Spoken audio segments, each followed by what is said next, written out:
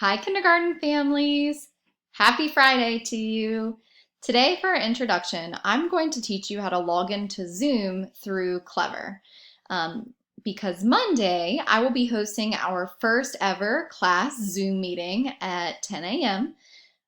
This is optional, but I know that all the kids have just expressed how much they miss everyone, and I'd really like to give them a chance to see each other and share something that they want to tell their classmates. So I'm going to teach you how to log into Clever and then how to access Zoom through Clever. The reason we do it this way is because it makes it a closed platform. So the kids have to be in my class. They have to have their Clever login to access the meeting.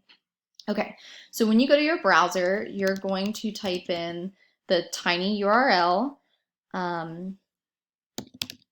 .com/WCPS Clever. This is the same way that a lot of you access Dreambox. So once you get here, you're going to enter their 5-digit lunch number, and then their password is WCPS Kid. But for the purpose of this video, I'm going to enter mine, just so I don't give out someone else's login.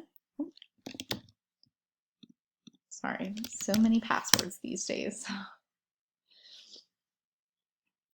So once you log into Clever, it's going to look a little different because it would be a student page, but you should see a page for them that says S. Ennis's page. You'll click on that. And then there are 2 links here.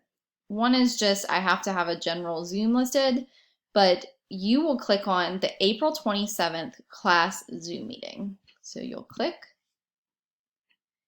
and then you will be prompted to open Zoom. That's fine.